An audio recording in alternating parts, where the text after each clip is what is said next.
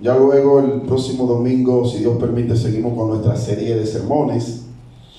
Hoy quisimos hacer un paréntesis y predicar acerca de la resurrección de Jesús. Por asunto de tiempo no vamos a hablar de las 7 palabras que Jesús dio en la cruz. Vamos a concentrarnos hoy en un acontecimiento importante que sucedió luego de la muerte de Jesús. Aleluya. Y esto está en Mateo capítulo 27. Busque ahí en su Biblia Mateo capítulo 27. Vamos a estar leyendo a partir del versículo 45 en adelante.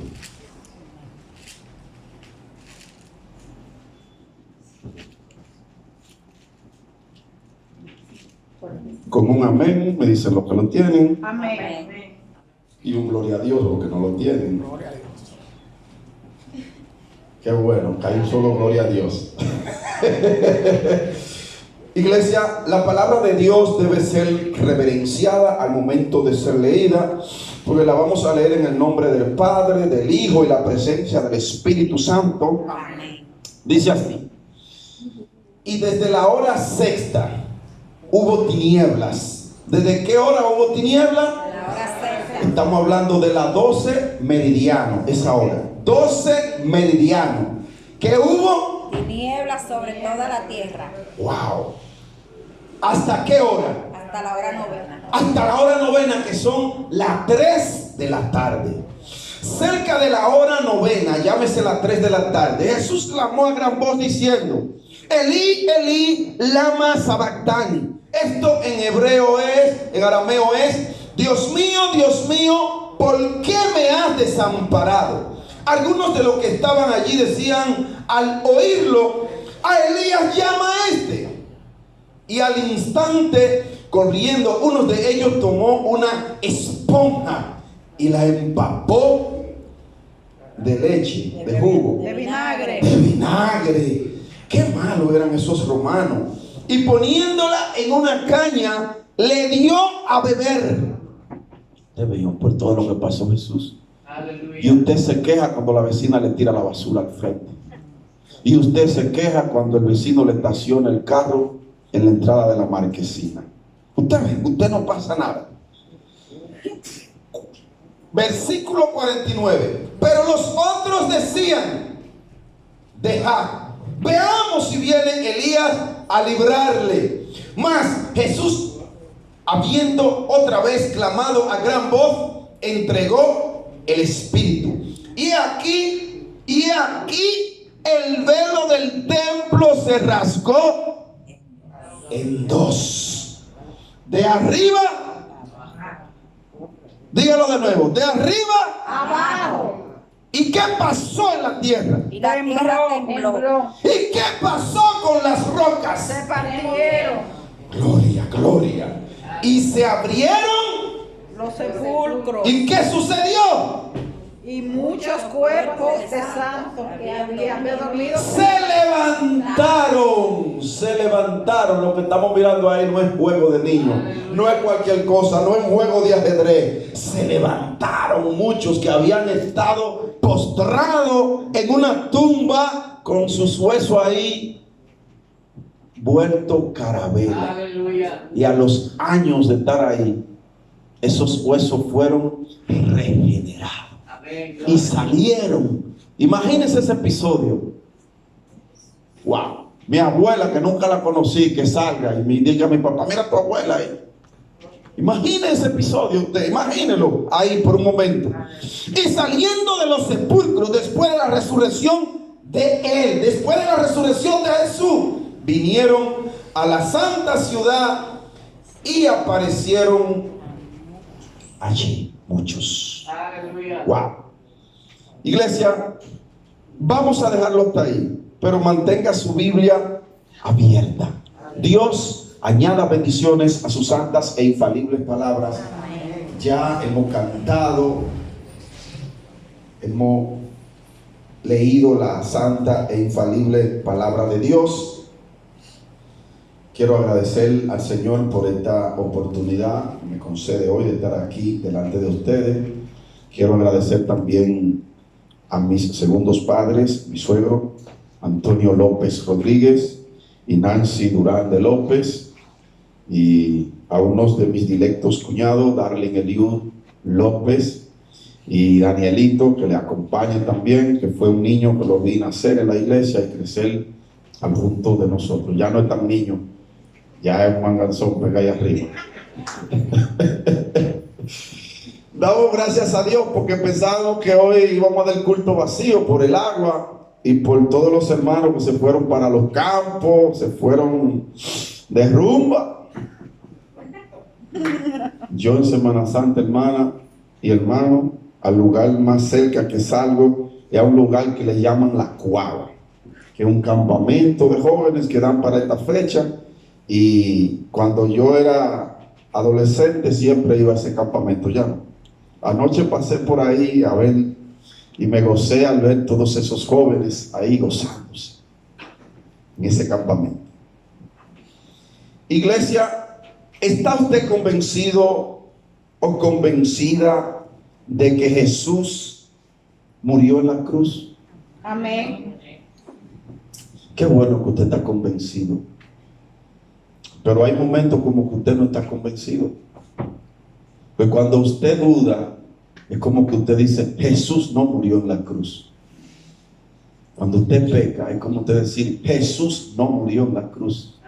Cuando usted le falla a su hermano, es como usted decir, Jesús no murió en la cruz por mí.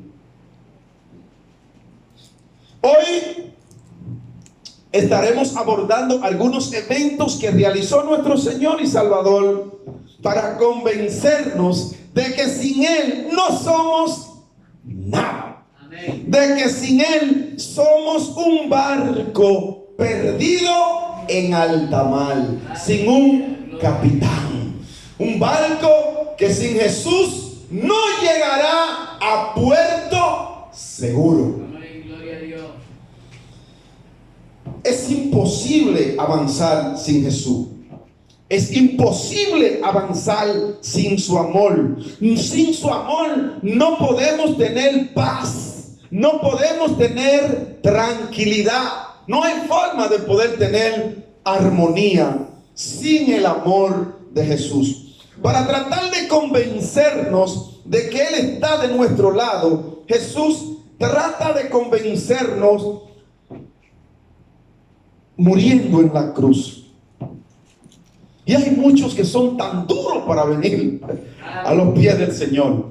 Y usted se lo explica con cucharita y le dice, mira, mira. Y él dice, wow, sí, porque yo vi el vecino del lado, ese hombre era terrible. Y tan pronto se convirtió, es diferente. ¿Quién lo hizo? Cristo. Pero sin embargo el vecino no viene. Ahora bien, iglesia, si eso lo extrapolamos a nosotros, lo aplicamos a la vida diaria, usted sabe cómo convencer a su hijo, a su hija, a su papá, a su mamá. Yo sé cómo convencer a mi esposa de que me haga mi comida favorita. Y en ocasiones ella me dice, esposo mío, tú no puedes comer tanto arroz porque ya te está haciendo daño. Y entonces yo trato de convencerla, me voy por abajito, y ella dice, bueno, te voy a cocinar, pero te tienes que comer un poquitito. Y a veces cuando ella sube para arriba, yo voy y le echo un par de cucharones más al plato. Sí, hermano, que me gusta el arroz. Me gusta el arroz. Y si es con huevo y esa cebollita, mucho mejor. Yo sé que hay muchos que les gusta su arroz también.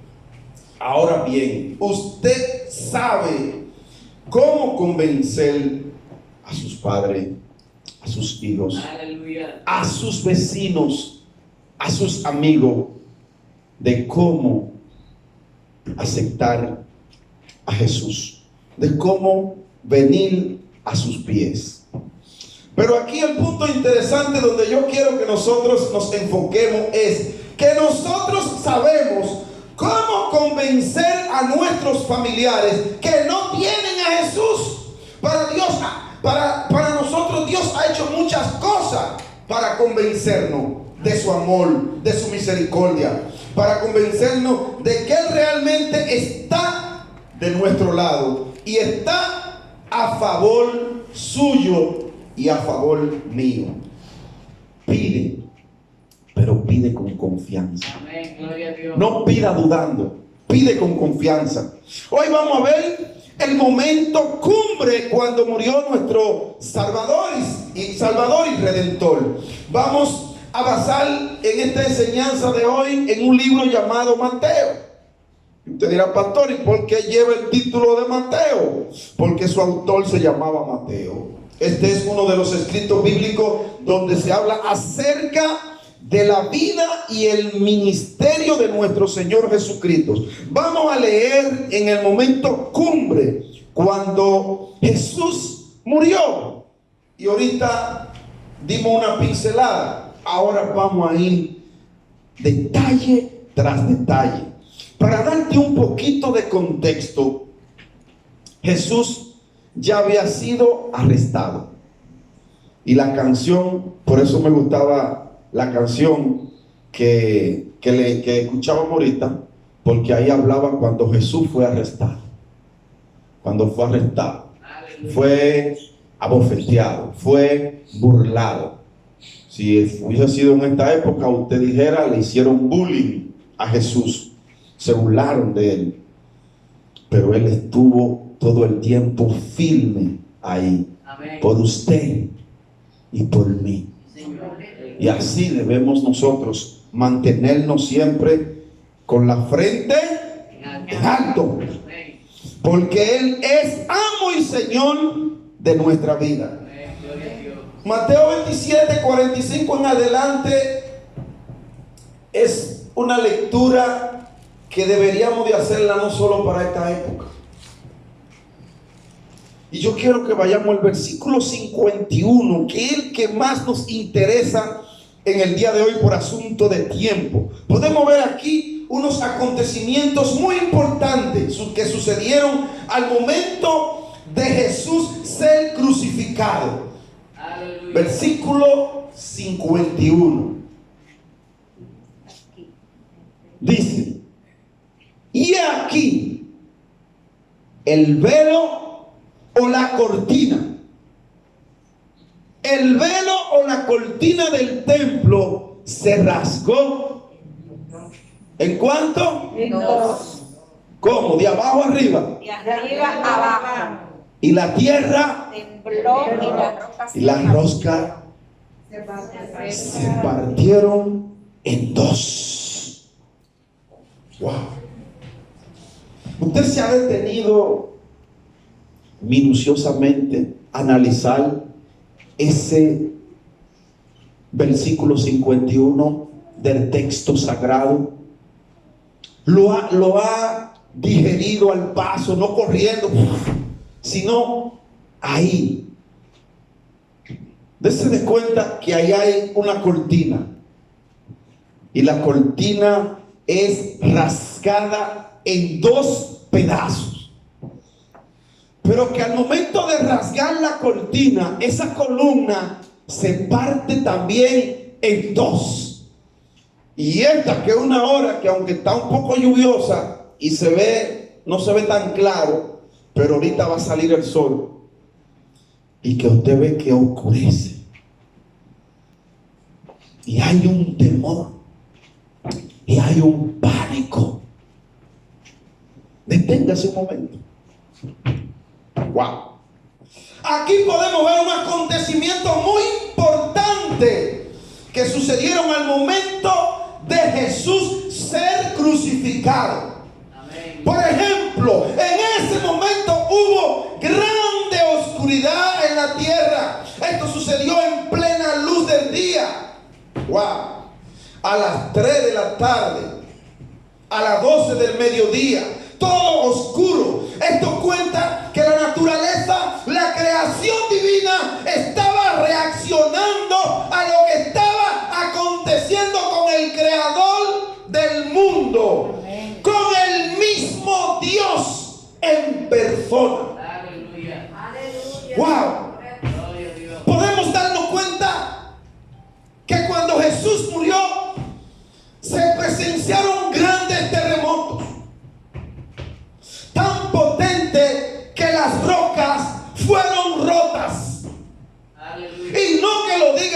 pastor, lo dice su Biblia. Usted lo acaba de leer ahora mismo.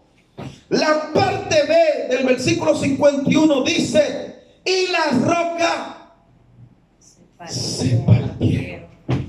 Wow. Fueron rotas en pedazos. Muy curioso, muy interesante que también en la lectura que leímos ahorita, muchos muertos resucitaron. Muchos muertos salieron de los sepulcros. Wow. Esto debió ser algo interesante, iglesia. Mis amados hermanos, hermanas, ver personas que tenían tiempo de haber muerto, verlo entrando en la ciudad. Yo me quiero imaginar ese escenario. Yo me imagino los incrédulos de ese tiempo. Los incrédulos de ese tiempo podrían decir que eso era un acto de hechicería y hasta de magia negra. Los incrédulos, sí. Usted sabe que hay personas que nunca van a creer en usted. Hay personas que no van a creer en usted, aun cuando Dios lo ha transformado, aun cuando Dios lo ha renovado, aun cuando Dios lo ha limpiado, lo ha purificado. Hay personas que no van a creer en usted. Gloria a Dios. Yo sé que hay personas que hoy me ven predicar por las redes sociales y a lo mejor dirán: y podrá salir algo de Rivera de los Amas que sirva. Pues te digo que sí. De ahí de Rivera, sí, de la orilla del río salió este bicochito, que no es esponjoso. De ahí salió. De ahí, porque Dios no es un Dios exclusivita, como hay muchos que son exclusivitas. Se van al Piantini, al Naco. Dios se va a Gualey, a Guachupita. Dios se va al Capotillo, va a los Tres Brazos. A ese Dios es que usted y yo le servimos. No sé si usted puede dar gracias a Dios, porque Él lo escogió a usted y no miró de dónde usted venía. A lo mejor si Él comienza a ver el linaje de su familia, usted y yo no estuviéramos hoy aquí. Pero a Él le plugo que usted hoy esté aquí, y no solo que esté aquí, que le sirva en espíritu y en verdad. El versículo 51 del capítulo 27 de Mateo a mí me llama poderosamente a la atención. Este acontecimiento del versículo 51 tiene lo que realmente significa la muerte de nuestro Señor y Salvador. Les amo de nuevo. Y aquí el velo del templo se rasgó en dos, de arriba a abajo. Amén, aleluya. Iglesia, ¿por qué yo menciono mucho de arriba a abajo? Mire, cuando Mateo aquí dice que el velo del templo se rasgó en dos, es muy específico, porque él dice de arriba a abajo, no de abajo arriba. Si es de abajo arriba, lo está haciendo una mano humana, pero si es de arriba abajo, lo está haciendo algo divino, el gran yo soy, el poderoso, el redentor del universo, de arriba abajo. Y no había forma que la cortina del templo, que se rasgó en dos, pudiera ser rasgada por una mano humana. ¿Por qué, pastor? Porque ahorita yo le voy a explicar eso. No me voy a adelantar. Se lo voy a explicar ahorita. La cortina del templo se rasgó en dos para poder entender el significado de este fenómeno.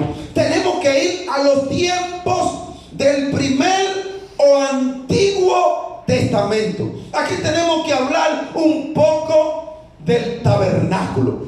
¿Quiénes conocen el tabernáculo? ¿Quiénes saben del tabernáculo? ¿Qué era el tabernáculo en el Antiguo o Primer Testamento? El tabernáculo era eventualmente donde los israelitas adoraban. Aleluya. El tabernáculo eventualmente se convirtió en el templo de Jerusalén. Por ejemplo, el pueblo de Israel estuvo cautivo por aproximadamente 400 años. Ya ustedes saben la historia. José se llevó su familia a Egipto. Hubo mucha prosperidad en esa época, pero luego de ahí vino un faraón que no conocía a José, que no conocía esa historia, y ahí empieza la cautividad del pueblo hebreo. Dios, un Dios misericordioso, levanta a un líder llamado Moisés. ¿Para qué lo levantó? ¿Para que juegue béisbol o baloncesto? No, lo levantó para libertar su pueblo. Amén. Gloria a Dios. Porque cada gota de sangre que se derramó en ese desierto, se derramó porque Dios es un Dios de misericordia. Amén. Hay cosas que usted y yo no las merecemos, pero Dios es tan bueno que dice: pastor, usted no merece, pero tenga. Usted no merece, pero... Y yo a veces digo: wow, pero Dios sí es bueno, pero ¿y por qué a mí tantas cosas? Y yo, por eso es que usted ve que yo siempre que tengo la oportunidad de tener un micrófono, yo digo: Dios es bueno, Dios es bueno, Dios es demasiado bueno, Dios es extraordinariamente bueno. Dígalo, hermano, porque a veces Satanás, el Señor lo reprenda, no le gusta que usted diga eso. Pues cuando usted dice eso, usted lo está a él detronando. Amén. Gloria a Dios. Por ejemplo, el pueblo de Israel fue liberado. Dios levantó a un hombre llamado Moisés para liberar este pueblo de la esclavitud bajo su liderazgo. El pueblo duró 40 años caminando por el desierto. Dios le dio instrucción a este hombre que construya un tabernáculo. Y mire, el pueblo de Israel, ese trayecto de 40 años, lo pudo hacer en un par de días. Un par de días. Pero la incredulidad, la inmadurez hace en ocasiones que algo que usted va a lograr en un año se coja 10, 20, 30. ¿Y qué más, pastor, hace eso? La falta de fe. ¿Y qué más, pastor? La falta de orar. Aleluya. Hermano, ¿usted quiere tener éxito en los caminos de Dios? Ore. ¿Usted quiere tener un matrimonio próspero en Dios? Ore. ¿Usted quiere tener una familia sana en Dios? Ore. ¿Usted quiere tener grandes resultados? Ore. Eso no es difícil. Amén. Gloria a Dios. Y se lo decimos sermón tras sermón. La clave está en la oración. Amén. Esa es la clave, no hay otra.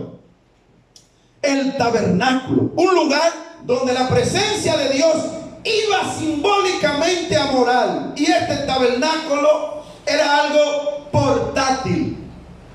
Portátil, como son las laptops, los celulares, que son portátiles. ¿Qué significa la palabra portátil, pastor? Portátil es que usted se la lleva para todos los lados. Aleluya. Eso es portátil. Cuando hablamos de portátil es que usted se la puede llevar a cualquier lado. Entonces, ese tabernáculo era algo portátil, dado que el pueblo estaba caminando por el desierto y por lo tanto tenían que guardar todo y llevarse el tabernáculo con ellos. Eventualmente el tabernáculo, que era portátil, se convirtió en el templo que luego hicieron en Jerusalén. Amén. Y ahora sí está en un lugar permanente. Esto era algo extravagante, algo elegante, lo que se vio en ese hermoso templo. Aquí podemos ver la importancia del por qué, iglesia, esa cortina se rasgó en 4. En 2. Qué bueno que están aquí. Qué bueno que están aquí. Que aunque está lluvioso el día está agradable. Aleluya. La lluvia es bendición. Amén. Yo recuerdo que cuando yo me casé, el 21 de diciembre, mi suegro me dijo: ustedes como matrimonio van a ser altamente bendecidos, porque ustedes se han casado debajo de un diluvio de agua, y el agua es bendición. Amén. Y esa palabra que mi suegro me dio, yo la asimilé, la acogí. Y dije: sí, eso es así. Y hoy, más de 20 años después, digo: usted tenía razón, suegro mío, usted tenía razón. Eso es verdad. Eso no se lo reveló ni carne ni sangre. Eso se lo reveló el mismo Dios. Iglesia, no sabemos cómo se veía el tabernáculo. Y si usted lo sabe, al final del servicio me lo dice, porque me gustaría saberlo. Yo no sé cómo se veía. Pero cuando tenga un poquito de tiempo, vamos a tratar de buscar unas cuantas imágenes y proyectarla, o en una de las clases bíblicas poder ilustrar el tabernáculo con lujo de detalle. Pero en la Biblia usted va a encontrar muchas imágenes del tabernáculo, pero hoy voy a tratar de poder explicarle rapidito un poco, para que usted tenga una idea de cómo era el tabernáculo. El tabernáculo alrededor tenía un perímetro, o sea, una cerca de tela, y dentro estaba lo que se conocía como los atrios, el atrio del tabernáculo. Y allí se ve una estructura como el altar de bronce. ¿Cuántos han escuchado el altar de bronce? Hay una canción que habla del altar de bronce. Este era un lugar donde se llevaban a cabo los sacrificios de los animales. Los sacrificios de los animales. Juan Pérez pecó y le lleva ya un macho cabrío al sacerdote. El sacerdote lo degolla, y ahí en el tabernáculo, en el lugar, en el altar de bronce, ahí se hacen esos sacrificios. Los sacrificios se iban a realizar dependiendo las posibilidades económicas que usted tuviera. Por eso, cuando los padres de Jesús fueron a llevar sacrificio, ¿qué fue lo que llevaron? Vamos a ver. Lo que llevaron fueron 2 tórtolas, 2 palomillos. ¿Por qué? Porque no tenían para comprar un cordero. Pues los que menos tenían, eso era lo que llevaban. Usted ve, ahí estaban una vez más demostrando la humildad. No había esa parafernalia, no había esa extravagancia. Nuestro Señor creció en lo más humilde. Amén. Ahí era donde los sacerdotes realizaban su ritual de sacrificios de animales, pidiendo perdón por los pecados del pueblo. Aleluya. Todo el que pecaba iba y llevaba su sacrificio. Que como que en ese tiempo era como más fácil, ¿verdad? La cosa. Usted pecaba, 20 pecados, y vamos a llevar 2 machos cabríos ahí, 10 por cada uno. Qué fácil era. Aunque hay religiones que todavía practican eso, pero allá ellos, no me voy a meter en eso. Luego de ahí había una estructura. Estamos en el tabernáculo, síganme, estamos en el tabernáculo. Había una estructura más pequeña. Esa era una fuente de bronce llena de agua. Este lugar era donde los sacerdotes se lavaban las manos antes de entrar a realizar sus actividades religiosas. Oiga bien, había un lugar donde había una fuente. Ahí el sacerdote iba, se lavaba las manos antes de entrar a realizar sus actividades religiosas. Ahora bien, estos utensilios que habían allí, ¿qué simbolizan? Simbolizan el sacrificio de Jesús. Por ejemplo, el altar donde eran sacrificados los animales era una sombra de que Jesús iba a ser el último sacrificio para el perdón de los pecados de la humanidad. Oh, gloria a su nombre. La fuente de agua, en una ocasión Jesús estaba en Jerusalén y declaró: yo soy agua viva. Y en otra ocasión dijo: el que beba de esta agua jamás tendrá sed. Y lo más interesante de esta estructura del tabernáculo es que era una tienda que se llamaba la tienda de la reunión. Y ese lugar es donde el sacerdote tenía su reunión con Dios. Ahí era donde el sacerdote se reunía con Dios. Aleluya. Cabe destacar, iglesia, que solamente los sacerdotes tenían acceso a ese lugar. ¿Quiénes tenían acceso a ese lugar? Los sacerdotes. Los sacerdotes. O sea que si fuera en esta época, solo el pastor tenía acceso a hablar con Dios. Aleluya. Ustedes tenían que venir donde mí y decir: Pastor Leo, dígale al Señor que tengo una situación difícil. Pastor Leo, dígale al Señor que sane a mi mamá. Pastor Leo, mire, en estos días el vecino se pasó de la raya y tuve que acotejarle la manguera de mi casa. Pero no fue que se la apretó, que se la acotejó en una cotilla. Y ahí va el pastor a hablar con Dios. Será un lugar única y exclusiva para el sacerdote. El laico común, el hombre, la mujer común del pueblo no tenía acceso, iglesia. Por eso es tan importante ese versículo 51 de Mateo. Por eso decidí concentrarme en ese versículo 51 por razones de tiempo.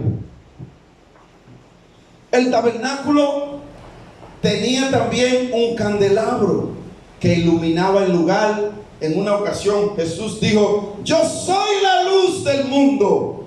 También tenía una mesa que tenía 12 panes. Y en una ocasión Jesús declaró: yo soy el pan de vida. Aleluya. Cuando usted ve el tabernáculo y usted ve todo lo que acabamos de describir del tabernáculo, es como si usted viera a Jesús. Es como si usted dijera: el tabernáculo es Jesús. Todo lo que hay ahí simboliza a nuestro Salvador y Redentor. Se ve un altar de incienso. Este altar de incienso que se prendía todos los días, podemos verlo como las oraciones del pueblo de Dios. Las oraciones que hace el pueblo de Dios. ¿Cómo está tu altar de incienso en este día? ¿Cómo está tu altar de incienso en estos días? ¿Está orando? ¿O está esperando que el apóstol, que el profeta ore por ti? ¿O tú no estás orando? Mira, hermano, esto que voy a decir va a sonar feo, pero hay hermanos que todavía están en el tabernáculo. ¿Cómo así, pastor? Sí, pues hay hermanos que para ellos sentir la presencia de Dios, ellos tienen que prender la televisión, poner enlaces y ver a Cas Luna y a Guillermo Maldonado para ellos recibir la presencia de Dios. Están en el tabernáculo. Hermano, hermana, tan pronto el velo, la cortina se rasgó en dos, de arriba hacia abajo. Usted no necesita el pastor Leo, usted no necesita el apóstol, usted no necesita el profeta para usted comunicarse con Dios. Usted lo puede hacer por sí solo. Quiero motivar a la gente hoy a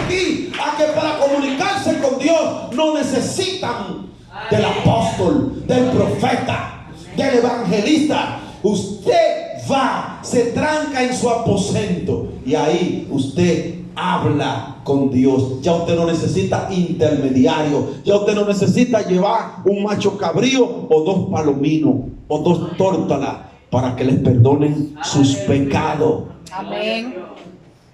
Cuando la cortina se rompe en dos, eso es lo que se rompe ahí.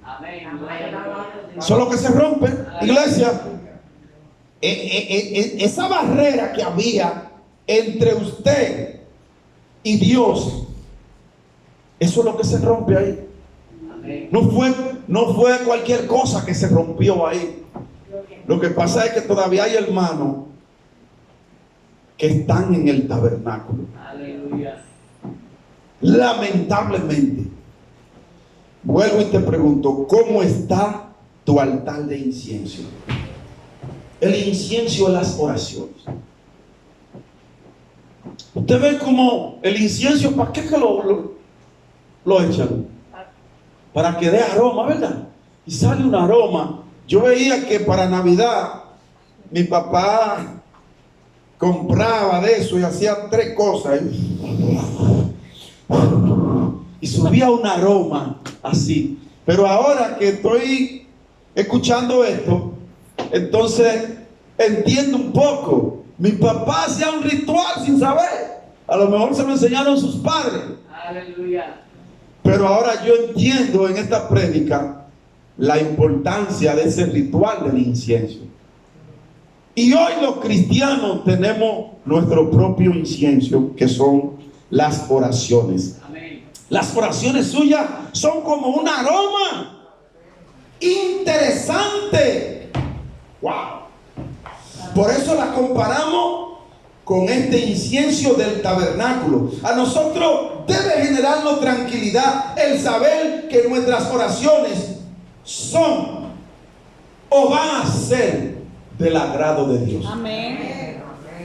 Eso, iglesia, a ti te debe generar tranquilidad, paz, armonía.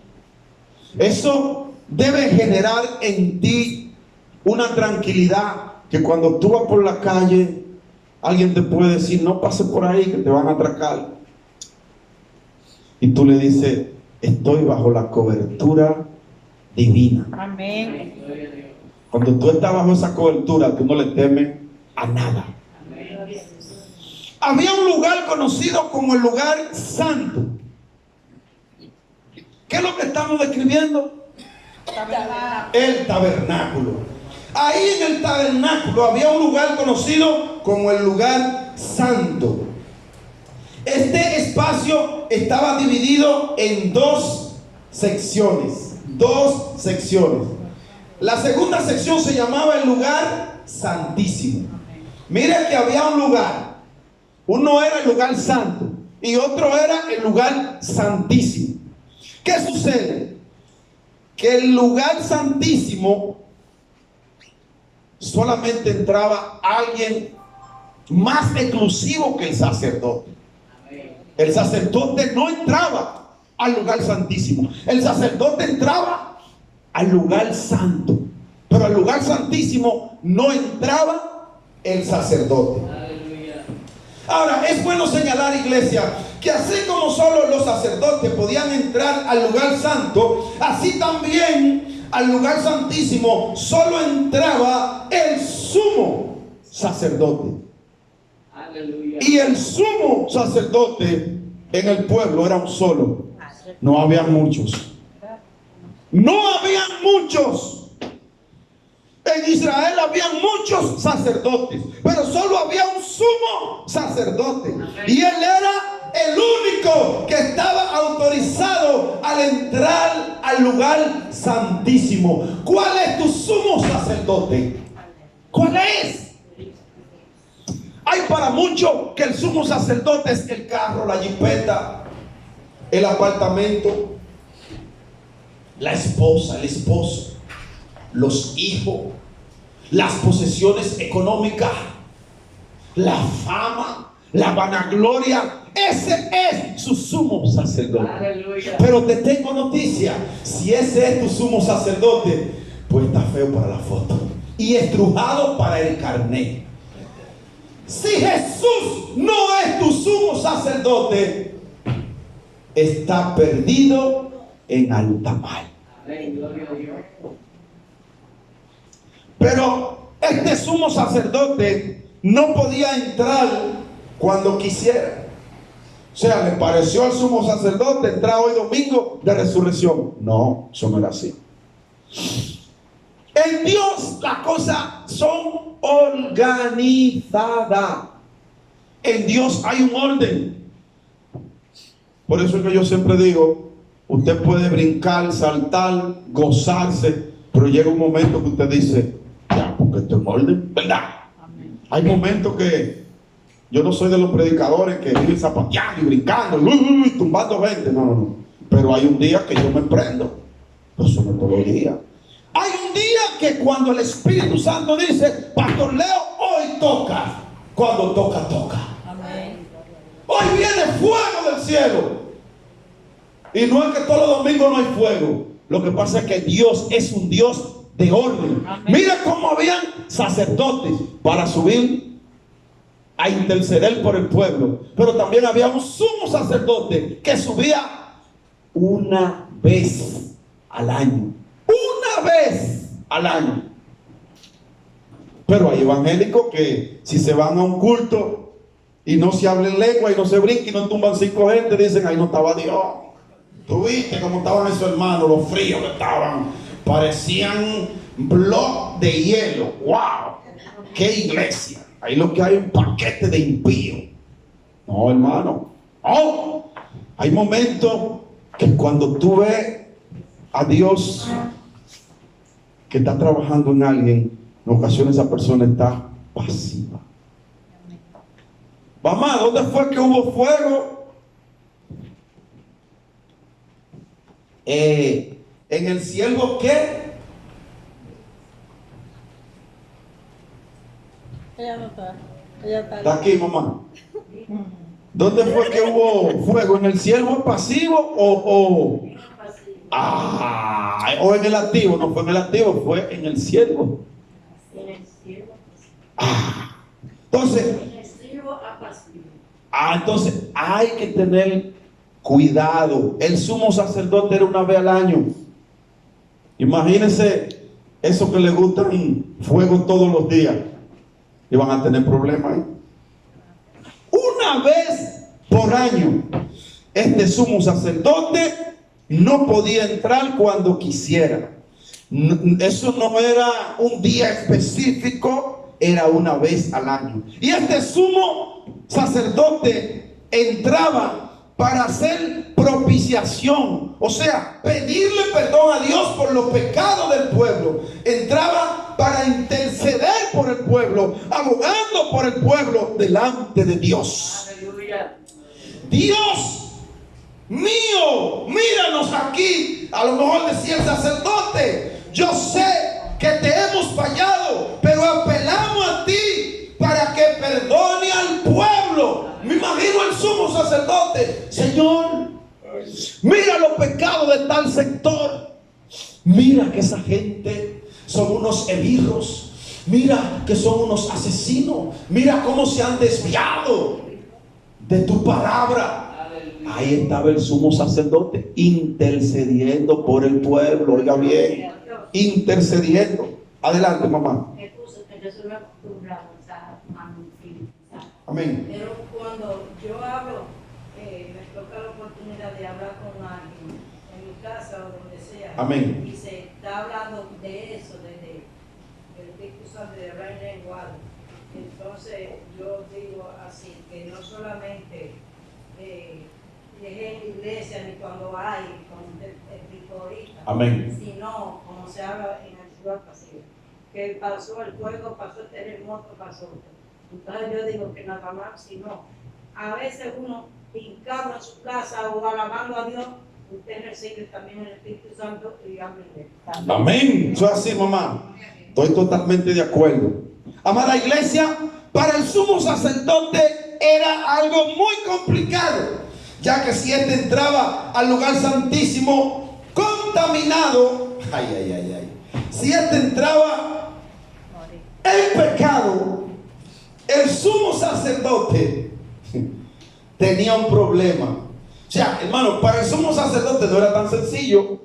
Para el sacerdote o para el hermano común era sencillo, pero para el sumo no, porque si el sumo subía en pecado, automáticamente subía, tenía un 99.9% de probabilidades de que al instante fuera hombre muerto. Hombre muerto, ya que este lugar era tan santo que todo el que entraba en pecado era automáticamente muerto. Y resulta que el sumo sacerdote le amarraban un asunto aquí en el pie, las campanillas, y entraba con su campana y su soguita ahí amarrada, y el hombre estaba ya orando, pero de vez en cuando tenía que hacerle al pie así. Y el pueblo decía: gloria a Dios, el hombre está vivo. Aleluya. Porque si el hombre duraba un rato y no movía el pie, pues comenzaban a alar las sogas y el hombre murió. Y el pueblo se daba cuenta que el sumo sacerdote subió al altar de Jehová en pecado. Problema para el sumo sacerdote, no era sencillo. No sé si se puede adorar a Dios, iglesia, pero hay motivo para usted adorar su nombre. Amén. Gloria a Dios. ¿Quiere usted entrar hoy al lugar santísimo? Amén. Lo único que había en el lugar santísimo era el arca del pacto. En el lugar santísimo allí estaba el arca del pacto, que usted la ha escuchado mucho. Esto representaba la misma presencia de Dios para el pueblo de Israel.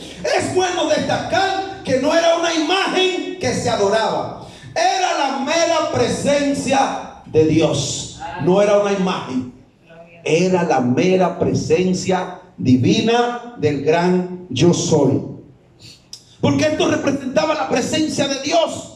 El arca del pacto era una caja de madera, pero tenía una tapa encima, y encima de la tapa habían dos querubines con dos alas extendidas según la ideología de los israelitas. Encima de las alas de los querubines estaba el trono de Dios.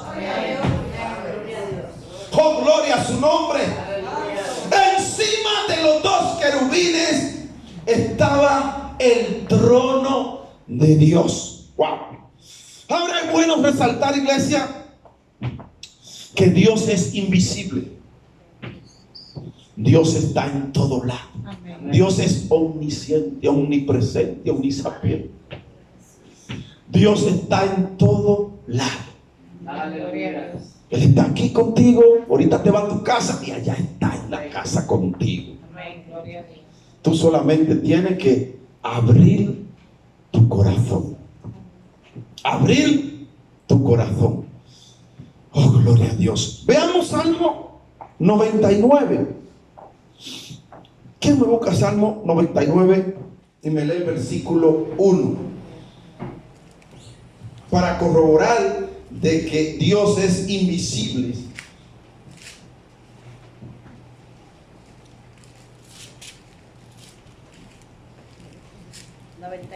Amén. 9. Sí, 99, versículo 1. Amén. Adelante. Jehová reina, temblarán los pueblos. Él está sobre los querubines. Se conmoverá la tierra. Gloria a Dios. Él está sobre los querubines. Usted ve que no es un asunto de una imagen. Es que lo dice el Salmo 99, que Él está sobre los querubines. Aleluya. Volvamos, iglesia, al arca del pacto. Cuando el sumo sacerdote entraba al lugar santísimo, Este hombre era como si entrara al mismo trono de Dios. Estaba delante de la misma presencia de Dios, suplicándole por los pecados del pueblo. Si regresamos a la imagen del lugar santo, se puede apreciar que hay una cortina o un velo que separa el lugar santo del lugar santísimo. Hay una cortina. Y cuando la Biblia dice en Mateo que cuando Jesús murió se rasgó el velo o la cortina del templo, del santuario en dos, está hablando de la cortina que dividía el lugar santo del lugar santísimo. No sé si está entendiendo. Amén. No sé si usted va conmigo. Amén. Lugar santo, lugar santísimo. Esa es la cortina. Ahí es que está la cortina. Aquí hay un detalle, iglesia, muy interesante, que dice que la cortina se rasgó de arriba hacia abajo. Estamos hablando de algo que era aproximadamente de unos 8 metros o más. O sea, que era algo grande. Aleluya. O sea, un humano normal no alcanzaba. ¿Qué humano tiene 8 metros? Dígame. Estamos hablando de algo que era imposible de alcanzar por una persona, aunque fuera alto, grande. Esto lo que indica es que no fue un ser humano que rasgó la cortina. Aleluya. Wow. La misma hubiese sido, si hubiese sido rasgada por un ser humano, debía iniciar de abajo hacia arriba. Qué bueno que están aquí. Esto lo que indica aquí es que fue, iglesia, un acontecimiento sobrenatural. Nosotros podemos imaginar, piense por un momento, por un segundo, cuando Jesús muere. Dios toma esa cortina con sus manos y Dios mismo la rasga en dos.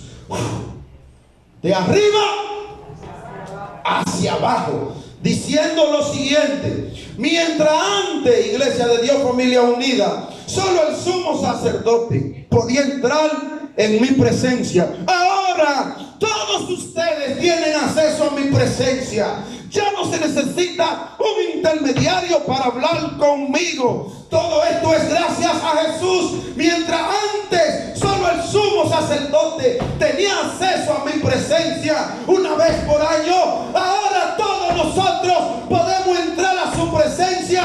Ahora todos nosotros en cualquier momento tenemos acceso a la presencia de Dios. Oh, gloria a su nombre. Aleluya. Padre, gracias.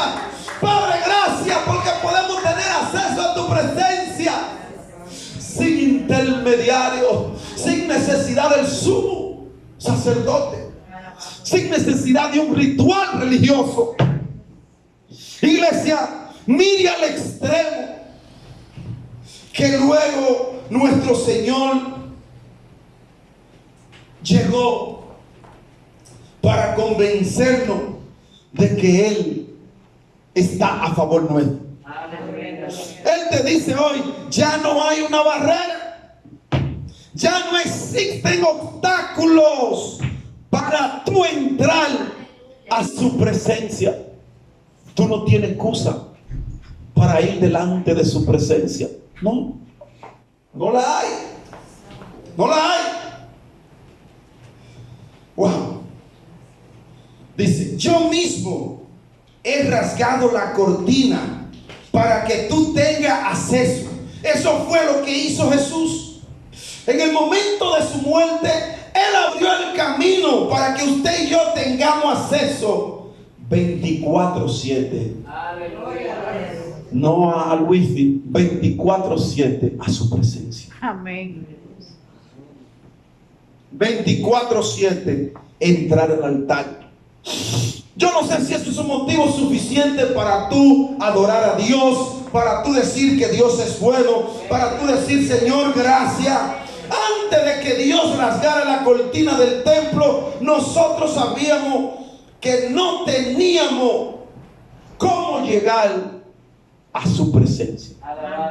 Usted no sabía cómo llegar a Dios. Usted no sabía. Pide confianza. Pídele confianza al Señor. Pídele confianza. Aleluya. Hoy es un momento para tú pedirle confianza a Dios. Hoy es un momento para tú decirle: necesito tu confianza para yo poder avanzar. Iglesia, el sumo sacerdote, cuando iba a entrar, él tenía que ponerse a cuenta con Dios, porque él sabía la responsabilidad que tenía. Cuando tú vas a entrar, ¿cuál es tu responsabilidad cuando tú vas a la presencia de Dios? Hoy yo le hago un llamado a la acción. Así que acerquémonos confiadamente al trono de la gracia. Él dice: entren a mi presencia con confianza. O sea, cuando tú entras a mi trono de gracia, usted va a recibir misericordia. Amén. Cuando usted entra al trono de la gracia, usted va a recibir el favor de Dios. No importa lo que tú hayas hecho, cuando vaya delante de Él y te humilla, tú recibes misericordia. Amén. Dios te dice: ¿quiere pedir ayuda? Entra a mi presencia con confianza. Tiene muchos problemas, entra con confianza a mi presencia. Está a punto de ahogarte, entra a mi presencia con confianza. Ya no puede más, ven a la presencia de Dios. Aleluya. Se te acabaron las fuerzas, ven a la presencia de Dios con confianza. Pastor, ya no puedo seguir. Entra con confianza a la presencia de Dios. Pastor, me está fallando la fe. Entra con confianza a la presencia de Dios. Pastor, no puedo con mis hijos. Entra con confianza a la presencia de Dios. No puedo con ese esposo, con esa esposa. Entra con confianza a la presencia de Dios. No puedo con el vecino, me está haciendo la vida de cuadrito. Entra a su presencia, pero hazlo con confianza, confiando en que Dios lo va a hacer. Pastor, esta enfermedad está acabando conmigo. Entra con confianza delante de la presencia de Dios. Amén. Mira, en un momento determinado, Satanás pensó que había terminado con Job. Le mandó una terrible enfermedad. Y este hombre,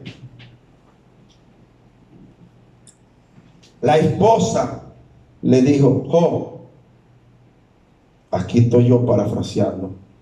Job, pero tú sí eres estúpido. Tú todavía estás clamando a ese Dios. Mira, se fueron los hijos, se fue el ganado, se fueron las posesiones. Éramos ricos, poderosos. Hoy somos pordioseros. Job, pero maldice a Dios y acaba de morirte. Oiga, el Señor reprenda la boca de esa mujer. Job le dijo: jejeje. Me imagino yo a Job riendo en medio de esas llagas, en medio de esa situación difícil. Job riendo, porque eso es lo que hace. Hay muchos que dicen que los cristianos somos locos. Se nos muere un familiar cercano y reímos. Estamos enfermos y sonreímos. Estamos pasando por un proceso difícil y sonreímos. Job dijo: yo sé que mi Redentor vive, y aún del polvo de la tierra Él me levantará. Esas palabras dijo Job, iglesia. Job la dijo, esas palabras. Amada iglesia, todo esto fue logrado en el momento que Jesús murió. Gracias, Señor. Todo esto fue logrado cuando esa cortina fue rota, rasgada en dos. Dios dijo: ya nada te separa de mí. Ya no hay barrera, iglesia. Ya no hay nada que te pueda separar de Dios. Cuando llegue el dolor, vete de rodillas, clama a Dios y dile: Jehová, aún en medio del dolor, te sigo amando, te sigo queriendo, te sigo adorando. Y usted, y dígale como le digo yo al diablo, el Señor lo reprenda, que yo le digo: diablo, oye esto, oye diablo, sánala o no la sana Jehová. Yo sigo creyendo en Dios.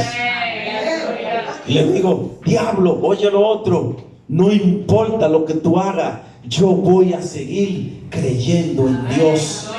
Que yo crea en Dios no depende de si me sana o no me sana. Si me sana, creo en Dios. Si no me sana, sigo creyendo en Dios. Si no me sana, aún creo más en Dios. Gloria a Dios. Con esto culmino. Tres jóvenes, en un momento determinado, delante de una gran autoridad, le dijeron: sepa usted, oh rey, que aún nuestro Dios, el Dios de nuestros antepasados, no nos libra de esta situación. Seguiremos creyéndole. Amén. Seguiremos adorándolo. Seguiremos postrándonos delante de Él. Wow. Una fe así es la que usted y yo necesitamos. No adorar a Dios cuando la nevera está llena. Gloria a Dios. Ah, sí. Hay evangélicos que nada más adoran a Dios cuando la nevera está full. Hay evangélicos que nada más adoran a Dios cuando llega la jipeta nueva que la cambié, el carro, Aleluya. el apartamento que le estaba pidiendo a Jehová, y hacen culto de acción de gracia y una parafernalia. Y yo me pregunto: ¿y cuando te va mal, tú haces esos aparatajes? Cuando te va mal, ¿realiza esos rituales? Te lo dejo de tarea. Alaben. Te lo dejo de tarea. Hay que hacer los rituales en todo momento. Amén. Gloria a Dios. En todo momento. Wow, qué bueno es el Señor. Amén. Que no solo el sumo sacerdote puede tener acceso a su lugar santísimo. Usted y yo también podemos tener acceso. Incline su rostro. Amantísimo Dios.